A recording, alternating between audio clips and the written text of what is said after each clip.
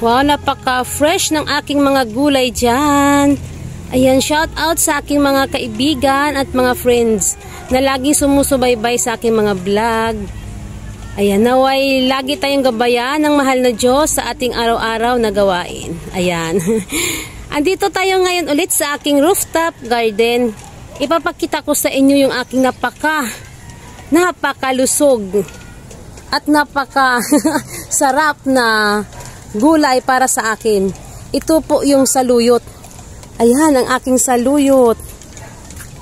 Ayan. Dati, marami tayong naitanim na saluyot. Pero, ito naman, para sa akin ay napaka-amazing. Napakalaking saluyot. Napakataas po niya. Ayan, titingnan natin dito at ayan, ipapakita ko sa inyo yung kung gaano siya ka-taas. Ayan, ang lalaki po ng kanyang mga dahon. Ayan, umabot na po siya sa taas. Ayan, kaya tawag ko dyan, amazing saluyot. Napakataas po niya, umabot na doon. At napaka-lusog at napakaganda po ng kanyang pagka-green. Ayan, oh. Yan, wow. Ilang piraso lang po ang naitanim ko dito. Pero, tingnan nyo naman ang kanyang nagiging dahon. Nagiging tangkay. Ayan, oh, napakalaki na po niya, oh. Hindi ko pa po ito napipitasan. Ayan, oh wow. Napakaganda po ng kanyang dahon. Ayan, oh. Ayan. Ikutin natin. Napakaganda po ng kanyang dahon. Ayan. Nakakatuwa po talaga dahil kahit ilang piraso lang po yung aking naitanim, ang dami po niya nagiging tangkay, paikot. Ayan, oh. Ayan. Dati, di ba, nagtanim tayo ng maraming saluyot sa paso. Yung dito, sa paso na ganito. Ganyan. Yang ganyang paso na yan. Pero, hindi siya kasing laki ng katulad nito. Dahil ito po ay nakalagay sa bed. Kasama po siya ng mga talbos ng kamuti. Ayan, mga kamuti dyan. Talbos ng kamuti ang kanyang mga kasama. Dito lang po yan sa gilid ko nilagay. Pero ganito na po siya kataba. Ayan. Ayan, sa mahilig na magtanim ng saluyot dyan. Ayan, magtanim na po kayo. Ayan, dito tayo. Silipin natin yung ating saluyot. Ganyan po, oh. Ayan po siya dyan. Ayan. Ayan siya. Ayan. Dyan ko po siya itinanim sa gilid na yan. O, diba? Napakalaki niya. Ayan, napakalaki niya.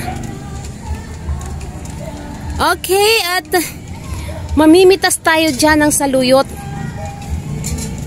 Ayan pala, para may libreng ulam na naman tayo na gulay. Ang aking favorite na gulay ay saluyot. Dahil napakasustansya po nito. Sarap po yan sa dinengding. Okay, at kukuha na tayo ng lagayan. Tayo ay mamimitas na ng saluyot. Ayan na po yung ating saluyot. Tayo ay mamimitas na. Ayan, napakaganda po ng kanyang talbos. Ayan. Diyan lang po muna at kukunin natin yan maya-maya. At pipitasin na natin itong nandito. Ayan, napaka-fresh ng dahon ng ating saluyot. Ayan. Dito na lang muna. At sa malinis naman po yan dito sa paso ng aking halaman. Kukunin na lang natin yan mamaya. Ayan, oh.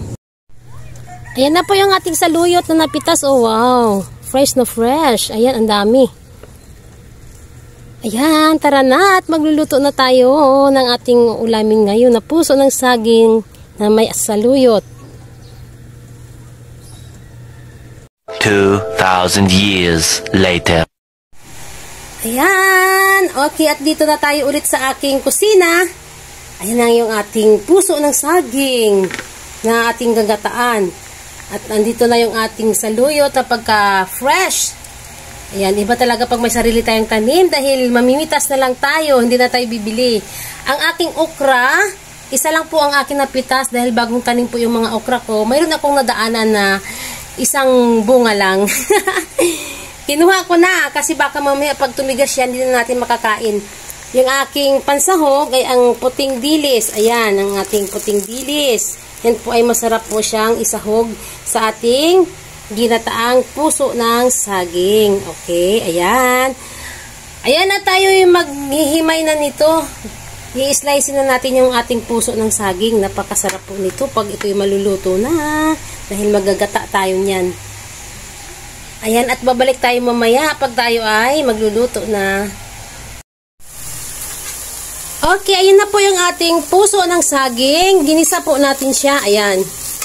Ang puso ng saging, kailangan talaga igigisa muna siya bago natin siya lalagyan ng gata. Dahil mabilis po lumambot yung ating puso ng saging pag ating igigisa muna. Ayan, ilalagay na natin yung ating gata. Ayan, wow.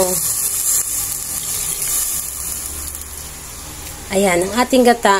Kailangan muna natin siyang pakuluin. Para mamaya ilalagay na natin yung ating mga sahog. Ayan.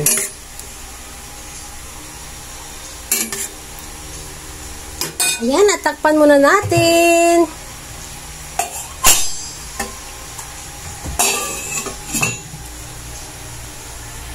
Magbabalik tayo mamaya pag maglalagay na tayo ng mga sahog. Ayan po, at inilalagay na po natin yung ating dilis na puti. Yan, hinugasan ko na po yan. Yan po, ayan, napakasarap po niyan. Yan po ang ating isasahog sa ating ginataang puso ng saging na may saluyot. Ayan. Okay, at takpan muna natin. Isang kulo pa at ilalagay na natin yung ating saluyot.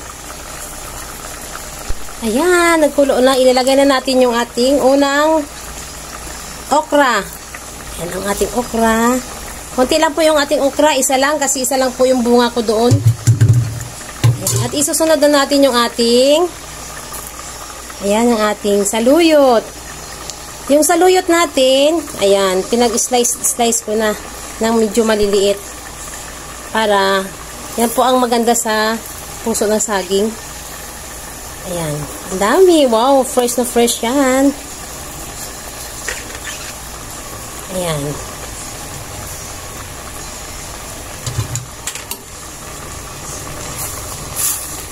Ang kunting kunting sabaw lang po sa ating saluyot.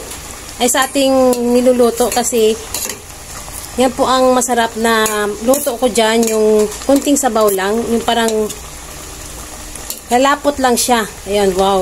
Wow. Ayan. Papakuluan muna natin ng saglit at babalikan natin maya konti. Ayan, nagbabalik na tayo dito. Ayun na po yung ating wow, ang bango, grabe.